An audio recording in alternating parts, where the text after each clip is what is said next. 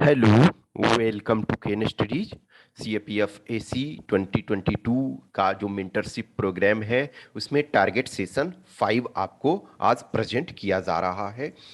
Target session 4 जो था वो आपने आशा है प्रॉपर तरीका से कंप्लीट कर लिया है। तो उस सेशन में जो आपको इंडियन कॉन्स्टिट्यूशन एट वर्क दिया गया था उसमें 10 चैप्टर था। तो उसमें आपने बहुत कुछ चीज़ों को सीखा। और जो आपको टेस्ट दिया गया कल का टेस्ट, जो पेपर 1 में भी आपको टास्क दिया गया और पेपर 2 में भी टास्क दिया गया, तो पेपर 1 का जो टेस्ट कल दिया गया संडे को, उसका सॉल्यूशन का वीडियो जो है वो आपको कल मिल जाएगा। हम आपको अभी आज तक टाइम दे रहे हैं कि उसको प्रॉपर तरीका से आप उसमें हमने टोटल 60 क्वेश्चन आपको दिए थे। 50 क्वेश्चन आपके पॉलिटी के और 10 क्वेश्चन हिस्ट्री के, क्योंकि जैसे ही एक बार हिस्ट्री आपका फिनिश सपोज हुआ तो आप हिस्ट्री का भी कुछ कुछ क्वेश्चन करते जाओ, तो फिर आप फ्लो में रहोगे। कि ऐसा नहीं है कि हिस्ट्री फिर छूट गया, नहीं ऐसा नहीं होगा, हमेशा वो चलते रहेगा। फिर जब पॉलिटी खत्म हो जाएगा तो नेक्स्ट जब सेशन होगा, नेक्स्ट सब्जेक्ट स्टार्ट होगा, तो उसमें कुछ पॉलिटी के भी क्वेश्चन होंगे और कुछ फिर हिस्ट्री के भी होंगे। ऐसे करते करते जब लास्ट आपका सब्जेक्ट रहेगा तो आपके सब क्वेश्चन ये मिलेंगे। तो ये आप इसको करते जाओ, और जो यानी कि सॉल्यूशन उसका है पेपर 1 का, वो जो है कल आपको उसका वीडियो मिल जाएगा। ये ऑलरेडी हमने लास्ट टाइम बताया था कि आपको पॉलिटी का जो पूरा सेशन है वो 20 दिसंबर तक करना है। It is an on going process, ऐसा नहीं है कि उसके बाद 20 के बाद आप पॉलिटी पढ़ोगे ही नहीं। लेकिन जो अभी हम साथ में चल रहे हैं उसके अनुसार जो है 20 दिसंबर तक आपको कंप्लीट करना है। और हम ये मान के चल रहे हैं कि आप ऑल सीरियस कैंडिडेट हो, क्योंकि ये कुछ जो वीडियोस हैं मैं ओपन में करता हूं, ताकि जो लोग सब्सक्राइबर नहीं है, पेड सब्सक्राइबर, वो भी साथ साथ में चलते चलें। जिनको ऐसा लगता है कि हमें इस अनुसार चलते चलना है, तो वो आप चलो। ठीक है, क्योंकि बहुत सारे लोग आप लोगों में से थे कि हम ज्वाइन करेंगे लेटर, कुछ ने जैसे लास्ट इधर बोला भी था, तो मैंने बोला अब ठीक है, क्योंकि या तो आपने शुरू में स्टार्टिंग ज्वाइन किया या फिर जनवरी एंड में आप ज्वाइन करोगे, तो आप इसके साथ साथ चलते चलो। एक हमने ये मैंडेटरी आपको बोला है, तो इंडियन पॉलिटी बाई लक्ष्मीकांत आप साथ साथ पढ़ते चल रहे हो, 20 तक आपको खत्म करना है। और इंडियन कॉन्स्टिट्यूशन एट वर्क आपने खत्म कर लिया। अब आज ये इधर है पॉलिटिकल थ्योरी, आप 11th क्लास का ही, ये 11th क्लास का आपने कंप्लीट किया। पॉलिटिकल थ्योरी क्लास 11 का जो पेपर 2 में बहुत यूजफुल है, उसको आपको इस वीक में कंप्लीट करना है। तो इसमें भी 10 चैप्टर हैं। इस 10 चैप्टर को आपको इस यानी कि 11th दिसंबर तक ये कंप्लीट आपका होना चाहिए। डेली डेली आपको 2 चैप्टर्स ये करने हैं।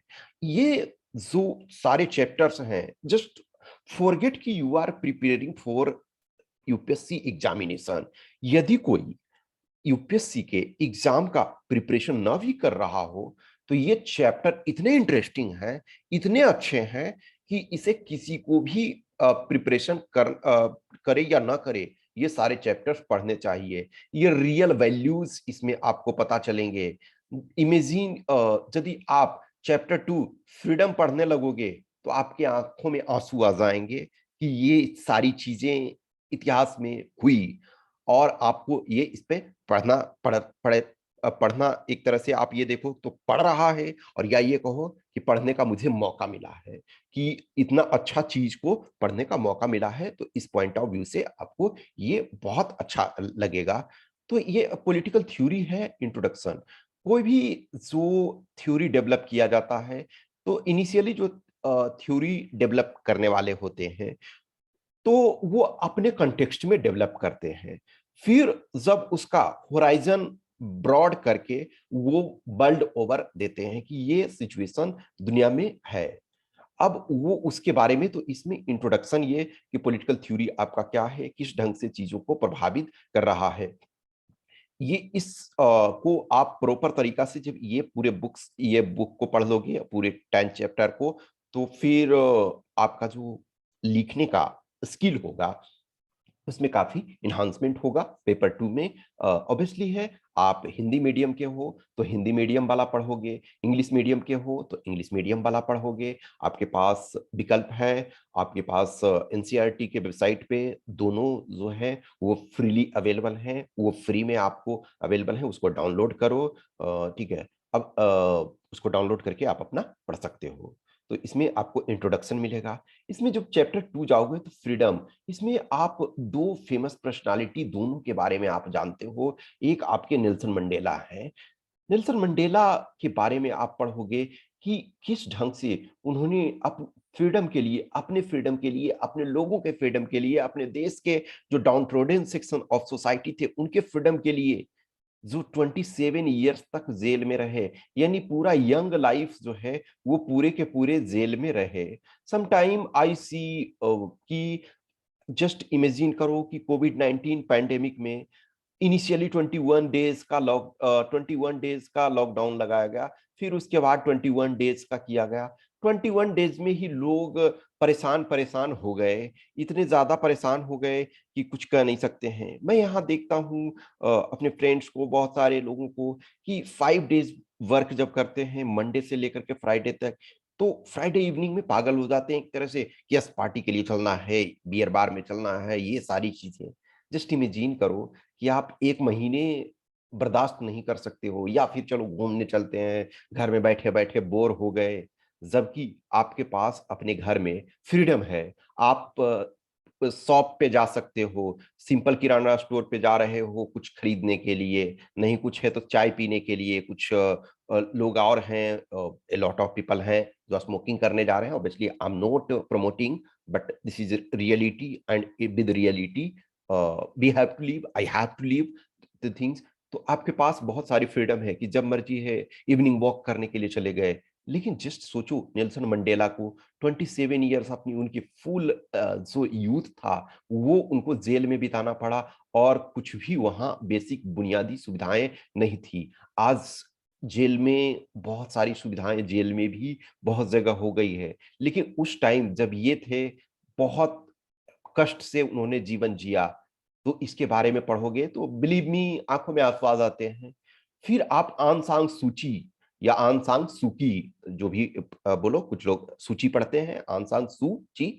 तो उनके बारे में जब आप पढ़ोगे, उनका क्या है कि उनका हस्बैंड कैंसर से उनका डेथ हो रहा है, लेकिन वो कंट्री छोड़ करके नहीं जा रही हैं। उन्हें हाउस अरेस्ट कर लिया गया है, वो लंबे समय से हाउस अरेस्ट में रहती हैं। सोचो किसी का हस्बैंड का डेथ हो रहा हो, वो उसे देखने के लिए नहीं जा रही है। इस वजह से नहीं कि पावर, सत्ता की लोलुपता इनके पास है, इस वजह से कि उनके कॉन्स्टिट्यूशन में ऐसा है कि आप एक जो भी वहां जाते हैं, सिचुएशन ऐसा होता है, फिर आपको कंट्री आने नहीं दिया जाएगा। अपने लोगों के लिए she was fighting, and she got Nobel prize. Nelson Mandela, ये सब लोग दोनों मेन, और लोग हैं ऐसे बहुत सारे लोगों ने फ्रीडम के लिए अपने पूरी लाइफ सेक्रीफाइस कर दी। ठीक है, तो इस चीज को इसमें देखोगे। इक्वालिटी, इक्वालिटी हर जगह हम देखो कि लंबे समय से स्ट्रगल कर रहे हैं, चाहे वो इंडिया हो या अमेरिका हो। सोचो अमेरिका जैसा कंट्री जो कहता है कि हम ह्यूमन राइट के प्रोटेक्टर हैं, उसने क्या किया, अपने महिलाओं को बहुत बार वोटिंग राइट दिया। अपने यहाँ जो ब्लैक पीपल थे, बहुत लोगों के लाइफ सेक्रीफाइस, बहुत सारे लोगों ने अपने यूथ को सेक्रीफाइस किया, तब जाकर के उन्हें मिला। और आज भी देखोगे कि जो रेशियल कॉन्फ्लिक्ट है वो आज भी कहीं ना कहीं चल रही है। तो इक्वालिटी, इक्वालिटी में आप क्या है, सबसे पहले मेन एंड वुमेन। आज भी हम जो हम अपनी सोसाइटी है, बहुत हद तक जो देखते हैं कि मेल डोमिनेट सोसाइटी है, कि हम ये सोचते हैं कि हम मेल हैं तो सुप्रीम है। नहीं, आप इसमें आपका क्या कंट्रीब्यूशन है कि आप मेल हो या फीमेल हो। आप मेल हो तो भी, फीमेल हो तो भी, आप को पैदा करने वाली एक मेल फीमेल ही है। यस, मेल का कंट्रीब्यूशन भी है, लेकिन वो नेग्लिजिबल है। लॉट ऑफ जो भी आपके साथ किया गया वो फीमेल ने आपको प्रोड्यूस किया, एक मदर ने आपको अ, जन्म दिया।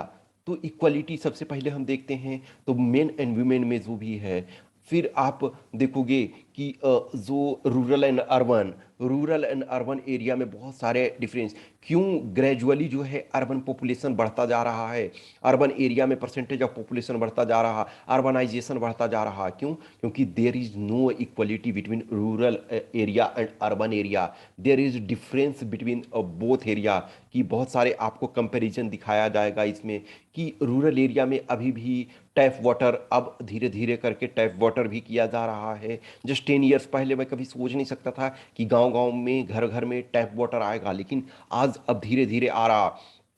इलेक्ट्रिसिटी सप्लाई बहुत अच्छा हो रहा है। तो इक्वलिटी आप लाने की कोशिश कर रहे हो। जो रूरल एरिया है उसमें भी अर्बन अम्यूनिटीज, रोड अब अच्छे बन रहे हैं, रूरल एरिया में भी अब प्रॉपर हाईवे बन रहे हैं। तो ये इक्वलिटी का importance. Social justice, political justice तो एक तरह से हमने इन थ्योरी पॉलिटिकल जस्टिस तो दे दिया देश के संविधान लागू होने के साथ ही, वोटिंग राइट्स हमने दे दिया, लेकिन सोसाइटी के स्तर पे सोशल जस्टिस क्या हम दे पाए? Idea of justice, John Rawls के बारे में पढ़ोगे, बहुत इंटरेस्टिंग चीजें इसमें आपको ये मिलेगा। तो सोशल जस्टिस के बारे में पढ़ोगे। नेक्स्ट आपका राइट्स, डिफरेंट टाइप्स के राइट हैं, आइदर वो फंडामेंटल राइट है। राइट किसी को क्यों चाहिए? राइट इस वजह से चाहिए कि वो अपना होलिस्टिक डेवलपमेंट कर सके, उसके पास फ्रीडम हो, फ्रीडम ऑफ चॉइस हो, हम कहीं जा सकते हैं इसकी फ्रीडम हो, हम कोई भी रोजगार अपना सकते हैं। हाँ, there are exception. For example कि आप ड्रग्स नहीं बेचने लगोगे, आप प्रोस्टिट्यूशन नहीं करवाने लगोगे, करने लगोगे, या फिर आप जो इलिसिट काम को भी जो है इलीगल काम है वो नहीं करने लगोगे। तो आपके पास फ्रीडम है, लेकिन देयर आर सम रेस्ट्रिक्शंस। फिर उसके बाद आपके पास लीगल राइट है। अब for example right to property जो था, तो प्रॉपर्टी पहले फंडामेंटल राइट्स में आता था, लेकिन उसके बाद उसे फंडामेंटल राइट से हटा करके हाउएवर अभी भी वो कॉन्स्टिट्यूशनल राइट है, लेकिन उसको legal right plus constitutional right में रखा गया है, लेकिन अब वो फंडामेंटल राइट्स नहीं है। डिफरेंट राइट्स आपके हैं कि हमें जिस भी धर्म को अपनाने का हम चाहिए, हम उसको अपनाएं। यदि आप इंडियन कॉन्स्टिट्यूशन एट वर्क देखोगे, या फिर हिस्ट्री वाले में देखोगे चैप्टर, जो लास्ट चैप्टर हिस्ट्री का एनसीईआरटी का 15th चैप्टर देखा था, उसमें ए लॉट ऑफ पीपल थे कॉन्स्टिट्यूशन कॉन्स्टिट्यूएंट असेंबली में, जो कॉन्स्टिट्यूशन बनाने वाले थे, उसमें कुछ लोग थे कि हम देखते हैं कि हम अपने माइनॉरिटी को क्या राइट दें, हम देख लें हमारे पड़ोसी देश किस ढंग से। तो कुछ संविधान सभा के कुछ व्यक्ति थे, मेम्बरांस थे, उन्होंने कहा नहीं, पड़ोसी देश क्या करता है हमें उससे मतलब नहीं है, हमें जो मिनिमम वैल्यू है हर लोगों को देना है, चाहे वो किसी भी रिलीजन का हो, किसी भी कास्ट का हो, किसी भी क्रेड का हो, किसी भी इथनिसिटी का हो, कोई फर्क नहीं पड़ता है। यदि वो भारत का नागरिक है, तो भारत के नागरिक होने के नाते हमें जो कुछ मौलिक अधिकार उन्हें देने हैं, कुछ लीगल राइट्स उन्हें देने हैं, या फिर जो कोई विदेशी आते हैं उसे भी हमें राइट्स देने हैं। अब फॉर एग्जांपल कॉन्स्टिट्यूशन में आपके हैं आर्टिकल 15, 16, 19, 29 और 30। ये वो राइट्स हैं जो सिर्फ और सिर्फ जो सिटीजन ऑफ इंडिया को प्राप्त हैं, जो इंडियन सिटीजन हैं सिर्फ उनको प्राप्त हैं। बाकी जितने भी राइट्स, फंडामेंटल राइट्स हैं, वो सारे के सारे आइदर वो सिटीजन हो या नॉन सिटीजन हो। अब फॉर एग्जांपल आर्टिकल 21 और 21A, तो 21 क्या कहता है? Right to life. अब कोई फॉरेनर आया तो उसको राइट टू लाइफ होना चाहिए, तभी वो आ पाएगा। अब कोई आया और उसके जान का कोई भरोसा ही नहीं है कि रहेगा कि जान सरकार ले लेगी या कोई और, तो फिर कोई आएगा नहीं यहाँ। फिर आपका है कि 21A चाहे वो किसी भी कंट्री का बच्चा हो, वो यदि यहाँ है तो उसे पढ़ने का अधिकार होना चाहिए। किसी भी धर्म का है तो उसे यहाँ अपना धर्म को मानने का अधिकार होना चाहिए। फिर है सिटीजनशिप। अब राइट्स में भी ही देखो कि दो टाइप्स के राइट, एक जो राइट्स हैं कि जनरली ह्यूमन राइट्स हैं, कि वो ह्यूमन राइट्स सबको अवेलेबल होने चाहिए। अब है सिटीजनशिप, तो सिटीजन यदि होते हो तो आपके ये राइट्स जो हैं एक्सक्लूसिवली आपके लिए होते हैं। सिटीजनशिप क्या है?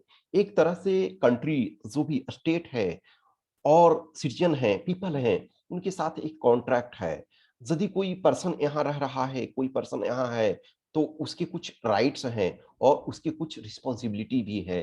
जो यहाँ रह रहे हैं उनके कुछ अधिकार हैं। आप कुछ लोग हैं कि हम पैदा होते हुई हमें सिटीजनशिप मिल गया। कुछ ऐसे लोग हैं जिनका पता नहीं है कि क्या होगा। आज भी देखो बहुत सारे लोग हैं दुनिया में जिन्हें अपनी सिटीजनशिप का पता नहीं है कि हम किस कंट्री के नागरिक हैं या हमें कभी जीवन में नागरिकता मिल भी पाएगी या नहीं। बेस्ट एग्जांपल रोहिंग्या को देखो, या आप हमेशा जो रिफ्यूजी क्राइसिस है, कहीं ना कहीं क्या है, प्रॉब्लम है हमारे पास दुनिया में कि कुछ गवर्नमेंट हैं, कुछ सरकारें हैं, वो अपने वेस्टेड इंटरेस्ट के कारण, या कुछ ग्रुप हैं वो वेस्टेड इंटरेस्ट के कारण कुछ ग्रुप को टॉर्चर होना पड़ रहा है। बहुत बार देखोगे कि कुछ हमारे पास समस्या आती है तो हम थोड़ी सी समस्या के लिए परेशान हो जाते हैं। हम उन राइट्स को, ये चीज को नहीं देखते हैं। लेकिन जब बहुत जगह वो रेस्ट्रिक्शंस होता है, बहुत जगह प्रॉब्लम होता है, तब लोगों को लगता है नहीं, हम बहुत अच्छे जीवन जी रहे हैं। जैसे कुछ फ्रेंड्स हमारे हैं, तो जो इंडिया में ऑब्वियसली है, इंडिया में भी रहते थे और अभी भी इंडिया में आते हैं, फिर कुछ लोग फॉरेन कंट्री में रहते हैं, तो कुछ लोग तो हाईली एडवांस कंट्री में रहते हैं, कुछ लोग ऐसे कंट्री में रहते हैं जहाँ रिस्ट्रिक्शंस है। तब कभी-कभी उनसे बात होती है तो बोलते हैं, यार इंडिया में बहुत ज़्यादा आज जब हम यहाँ के कंपैरिज़न में देखते हैं तो वहाँ बहुत ज़्यादा फ्रीडम है। अब पहले हम लोग उसकी बुराई करते थे। तो अ लॉट ऑफ थिंग्स, कुछ जगह प्रॉब्लम है, कुछ जगह है, लेकिन यदि आप देखो एग्रीगेट में देखो तो बहुत सारी चीज़ें अच्छी हैं। फिर आप नेशनलिज़्म देखते हो। नेशनलिज़्म एक तरह से यदि मॉडर्न टर्म में देखो तो फ्रांस ने दुनिया को दिया। जो फ्रांस की का रिवॉल्यूशन होता है, उसने नेशनलिज़्म का कांसेप्ट दिया। आज भी हम नेशनलिज़्म को प्रायोरिटी देते हैं। कुछ लोग हैं, अब हर आदमी का नेशनलिज़्म अलग है। एक यदि मान के चलो कि अभी जो हमारी जो रूलिंग गवर्नमेंट है, फॉर एग्जांपल बीजेपी, इसके कुछ लीडर हैं, उनका डेफिनिशन नेशनलिज्म का अलग है। लेकिन हम रविंद्रनाथ टैगोर को पढ़ें, महात्मा गांधी को पढ़ें, तो उनके नेशनलिज्म का कंसेप्ट डिफरेंट है। रविंद्रनाथ टैगोर पूरी दुनिया को एक तरह से, हम कुछ जो वैल्यूज हैं, ह्यूमन वैल्यूज हैं, उसको देखते हैं। ऐसा नहीं है हम कि अपने कंट्री को डिमिनिश करें, या जैसे अभी बराबर देखोगे सेडिशन चार्जेस और कभी-कभी ये आते रहते हैं। तो नेशनलिज्म का ये मतलब नहीं है कि हम अपने को सुप्रीम दिखाएँ और दूसरे को नीचा दिखाएँ, नहीं। नेशनलिज्म का मतलब है कि हमें अपने आप पे प्राउड फ़ील करना है, हमें उन वैल्यूज़ को, जो हमारा जो एक तरह से एक्युमुलेटेड कल्चर है, उसको इम्पोर्टेंस देना है, ठीक है? तो नेशनलिज्म पढ़ोगे, बहुत सारे जो हमारे यहाँ प्रॉब्लम क्यों होती है? प्रॉब्लम ये होती है कि लोग थोड़ा-सा पढ़ना नहीं चाहते हैं, मेहनत नहीं करना चाहते हैं, किसी चीज़ों को समझना नहीं चाहते हैं, हम इतिहास को देखना नहीं चाहते हैं, और किसी ने कत्लेआम मचा दिया, तो हम ये करेंगे कि हमारे पूर्वजों के साथ अन्याय किया गया, तो हम वो अन्याय करेंगे नहीं। अब an eye for an eye will make the whole world blind, Mahatma Gandhi ji ने कहा था कि एक किसी ने एक आंख फोड़ दी, हम उसका दूसरा आंख भी दोनों आंख फोड़ दे तो दुनिया को, पूरी दुनिया ब्लाइंड हो जाएगी। जो इतिहास में गलतियां हुई है उसके चलते हम उसको दोहरा नहीं सकते हैं कि हम उसको दोहराएं और दूसरे पर वो चीज करें। यदि किसी के फैमिली वालों के पार्टीशन के समय आपके फैमिली मेंबर के साथ प्रताड़ना हुई, टॉर्चर हुआ, तो आप उस चीज़ को रिवर्स करके नहीं उसको रिवर्स कर सकते हैं। आप उस चीज़ को याद तो कर सकते हैं, आँसू बहा सकते हैं, लेकिन ये प्रण करें कि इस ऐसा किसी के साथ ना हो।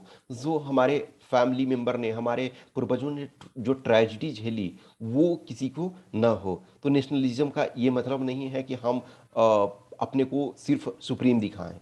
फिर सेकुलरिज़्म, सेकुलरिज़्म क्या है? जो वेस्टर्न सेकुलरिज्म और इंडियन सेकुलरिज्म में देयर आर डिफरेंस। एक तरह से रिलीजन क्या है, हमारे लिए रिलीजन जो है वे ऑफ लाइफ है। रिलीजन जो धर्म है वो एक जीने का तरीका है। रिलीजन धर्म जो बिना उसको, इस वजह से हमें पंथ निरपेक्षता बोलते हैं, धर्म निरपेक्षता की जगह पंथ निरपेक्षता, क्योंकि धर्म जो है वे ऑफ लाइफ है। हम रिलीजन को अलग नहीं कर सकते हैं। तो इंडिया जो कॉन्स्टिट्यूशन है वो रिलीजन को आसान नहीं है कि सेपरेट कर देता है कि स्टेट को रिलीजन से कोई मतलब नहीं। नहीं, वो equal protection of all religions, कि आप किसी भी धर्म के मानने वाले हो, आपको अपनी स्वतंत्रता है और अपने धर्म का प्रचार करने की भी स्वतंत्रता है, आपको अपनी सेल्फ कॉन्साइंस की स्वतंत्रता है और दूसरे के भी आपको इनफैक्ट ये कंसेप्ट जो है आज से नहीं, जो अशोक के धम्मा से आज से 2000 ईयर्स प्लस पहले से भी अशोका को ये बात पता था कि हर धर्म का हमें सम्मान करना चाहिए। नेक्स्ट है पीस। इस चैप्टर को पढ़ोगे तो कुछ ऐसे लोग हैं, फ्रेडरिक नीत्से या नीचे जिसको बोलते हैं, फ्रेडरिक नीत्से या नीचे, ये कहता है कि जो वॉर है वो ग्लोरीफाइड किया वॉर को। कहीं ना कहीं बाद में ये मैड हो गए इस ये लाइफ में कि आप किसी चीज को कहते हैं कि जो आप सुप्रीम हो, तो सुप्रीम हो तो वॉर करो, फाइट करो, दूसरे को सबड्यू करो। अब ये इसका मतलब नहीं है कि आप इसको ग्लोरीफाई करेंगे, इसको स्टडी हम करेंगे कि किस ढंग से चीज़ों लोगों को mentality. Yes, this is true कि आप देखोगे कि बहुत सारी चीज़ों का इन्वेंशन दुनिया में वॉर के कारण हुआ, मिलिट्री सुप्रीमेसी के कारण हुआ। आज भी बहुत सारे इन्वेंशन हो रहे हैं जो मिलिट्री के कारण हो रहे हैं, मिलिट्री एडवेंचरिज्म के कारण हो रहे हैं, लेकिन इसका हम ये मतलब नहीं है कि हम वॉर को सही ठहराएंगे। आज भी देखोगे कि न्यूक्लियर वॉर जो है, न्यूक्लियर वेपन जो है, वो एक तरह से सबसे बड़ा सुरक्षा कवच है। इसका ये मतलब है नहीं है कि न्यूक्लियर वेपन को हम ग्लोरीफाई करेंगे। इसका ये मतलब नहीं है कि हम बेसिक बुनियादी चीज़ों को भूल करके और हम न्यूक्लियर बॉम्ब बनाने लगेंगे, लेकिन you will learn the things. Next है फिर डेवलपमेंट। इनिशियली देखोगे कि सेकेंड वर्ल्ड वॉर के तक ग्रोथ और डेवलपमेंट को एक तरीका से देखा जाता था कि दोनों एक चीज हैं, लेकिन उसके बाद जो है डेवलपमेंट का जो नजरिया है वो चेंज हुआ। कोई कंट्री बहुत अधिक ग्रो कर सकता है, लेकिन कोई जरूरी नहीं है कि वो डेवलपमेंट कर सकता है। डेवलपमेंट तब होता है जब हम अपने हर लोगों को बेसिक बुनियादी सुविधाएं प्रदान करें, उन्हें चिकित्सा की सुविधाएं प्रदान करें, उन्हें अपनी सुरक्षा का जो सेंस ऑफ सिक्योरिटी हो। ये सारी चीज़ें जब मिलती है तो उन्हें अच्छा फील होता है। तो ये पूरे के पूरे आपको इस 11 दिसंबर तक इसको कंप्लीट करना है और really you will enjoy, you will really enjoy. अब तक आपने मान के चलो कि एनसीईआरटी पढ़ा, लेकिन अभी आपने उस दृष्टि से नहीं पढ़ा, उस ध्यान से नहीं पढ़ा। आप सिर्फ और सिर्फ क्वेश्चन के पॉइंट ऑफ व्यू से आप होलिस्टिक वे में पढ़ो। मैं यही कोशिश कर रहा हूँ कि बिलीव मी, इस प्रोग्राम को जो भी आप पूरी ईमानदारी से करोगे तो no power on this earth can stop you for qualifying this examination. आप क्यों नहीं करोगे यार? आज भी 100% कट ऑफ नहीं जा रहा, 50% आपको लाने हैं, 55% लाने हैं, 60% में आप एकदम अच्छे वाले रैंक ले आओगे। तो अभी से ही आप ये करो, चाहे जो हो। ए लॉट ऑफ थिंग्स है कि मैं अभी बोल रहा हूँ ना कि मैं इस समय आपसे ज़्यादा वर्क करवा रहा हूँ, फरवरी तक मैं आपसे ज़्यादा वर्क करवा रहा हूँ। आप एक बार कर लोगे, वर्क करना शुरू कर लोगे, तो फिर आपके लिए बहुत चीज़ें आसान हो जाएगी। ट्रेनिंग में जब आप जाओगे असिस्टेंट कमांडेंट के ट्रेनिंग में, तो 1 ईयर का ट्रेनिंग होता है। फर्स्ट 6 मंथ में बहुत टॉर्चर करेंगे वो, फिर आपके पास क्या होता है, मसल मेमोरी में बन जाता है, फिर आपको वो परेशानी लगती ही नहीं है कि ये यूजुअल। अभी आप सपने में कुछ लोग सोच नहीं सकते हो, 15 किलोमीटर हम दौड़ेंगे, 20 किलोमीटर दौड़ेंगे। आपको इतना ऐसा कर दिया जाएगा, फिर लगेगा 10-5 किलोमीटर है, ठीक है, नॉर्मल है, हम दौड़ लेंगे। कोबरा में जो जाते हैं 40 किलोमीटर तक दौड़ना पड़ता है, फिर लगता है 10-5 किलोमीटर उनके लिए कोई ये नहीं। तो आप ये सारे चीज़ों को जैसे जैसे हम कहते जा रहे हैं, यदि उस चीज़ को फॉलो करते जाते हो तो no power on this earth can stop you. ऐसा नहीं है कि कोई नहीं जानते, हर कोई ये जानते हैं, लेकिन जो जानते हैं लेकिन उसको एग्जीक्यूट नहीं करते हैं, तो आप उस चीज़ को एग्जीक्यूट करो। तो ये आपका पेपर 1 में है। पेपर 2 का जो ये टास्क इस वीक का जो है उसमें है आपका सब्जेक्ट वर्ब एग्रीमेंट, ये कंप्लीट करोगे। लास्ट जो टास्क हमने दिया था वो दिया था कि आपको पार्ट ऑफ स्पीच का बेसिक इंट्रोडक्शन करना है और नाउन, प्रोनाउन और वर्ब, उन 3 का हमने वीडियो एक्सेस आपको करवाया था। इस वीडियो में जो आप ऑब्वियसली पेड सब्सक्राइबर जो हैं तो उनको सब्जेक्ट वर्ब एग्रीमेंट का वीडियो फिर उसके बाद सेंटेंस बेसिक ट्रांसफॉर्मेशन। सेंटेंस में सेंटेंस ट्रांसफॉर्मेशन इनफैक्ट डिग्री यदि देखो तो वो भी सेंटेंस ट्रांसफॉर्मेशन का ही पार्ट आता है। सेंटेंस ट्रांसफॉर्मेशन इनफैक्ट यदि देखें हम तो ग्रामर का जो हाफ प्लस पार्ट है वो सेंटेंस ट्रांसफॉर्मेशन ही है। तो basic sentence transformation in the sense की टाइप्स ऑफ सेंटेंस इसमें आप देखोगे तो सेंटेंस क्या है आपके, affirmative sentence, negative sentence, affirmative और निगेटिव सेंटेंस को कंबाइंडली असर्टिव सेंटेंस कहते हैं। फिर इंट्रोगेटिव सेंटेंस देखोगे, फिर इंपरेटिव सेंटेंस देखोगे, ऑप्टेटिव सेंटेंस देखोगे और एक्सक्लामेटरी सेंटेंस देखोगे। तो ये वाला बेसिक ट्रांसफॉर्मेशन। डिग्री में डिग्री का बेसिक इंट्रो आप देखोगे कि डिग्री क्या है, तो डिग्री क्या है, एक तरह से एडजेक्टिव है, ठीक है, एडजेक्टिव वाला पार्ट है डिग्री। उसमें आपको positive degree, comparative degree, superlative degree, तो एक दूसरे से कन्वर्ट में ट्रांसफॉर्मेशन इसको भी करना है। तो 6 पार्ट हो जाएंगे, पॉजिटिव आपका, कंपैरेटिव और सुपरलेटिव, ठीक है। फिर उसके बाद कंपैरेटिव, पॉजिटिव, सुपरलेटिव, सुपरलेटिव आपका पॉजिटिव और कंपैरेटिव। तो ये आपके 6 टाइप होंगे ये कन्वर्ट करने का। फिर और लास्ट हमने जो था वो आपको एसे का एक वीडियो प्रेजेंट किया था, 1 आवर 50 मिनट का था। उसमें हमने पूरा एसे आपको जो भी बेसिक्स थे, जो आपके 2009 तक आए हुए थे, 2020 से 2009 तक, उसके बारे में मैंने सारे उसके ऐसे आपको बताए थे। इस वीडियो में यानी कि वेडनेसडे के बाद जो होगा किसी दिन आपको हम आर्गुमेंट राइटिंग वाला प्रेजेंट करेंगे, उसमें जो प्रीवियस ईयर के आए हुए हैं और जो आर्गुमेंट राइटिंग के बेसिक्स हैं वो दिया जाएगा। और फिर उसके बाद संडे को जो होमवर्क दिया जाएगा, ऑब्वियसली पॉलिटी का टेस्ट नंबर 2 पॉलिटी का होगा। और आपका जो पेपर 2 में हम आर्गुमेंट एक फिर लिखने के लिए देंगे, और फिर कुछ ग्रामर में भी टेस्ट आपको दिया जाएगा ग्रेजुअली। तो आप साथ साथ ये चीजों को करते चलें। जो भी कुछ भी क्वेश्चंस, क्यूरी, डाउट्स है तो आप हमें बताएं। ठीक है, मैं देखो मैं ये जो कहता हूँ कि ऐसा नहीं है, आप अपनी मर्जी से आप अपना फॉलो कर सकते हो, लेकिन मैं ये कह रहा हूँ कि जो कुछ चल रहा आप बेसिक्स को करो। बेसिक्स आपका सही रहेगा तो आप चीजों को आराम से कर सकते हो। और फिर जब मार्च से हम क्वेश्चन ऑब्वियसली है पूरे के पूरे बहुत ज्यादा क्वेश्चन प्रैक्टिस करवाएंगे, उसमें से आपका फिर से कंसेप्ट भी रिवीजन होगा, साथ साथ में सारी चीजें चलती रहेगी। Okay, thank you. तो सो इस को आप 11th तक कंप्लीट करना है।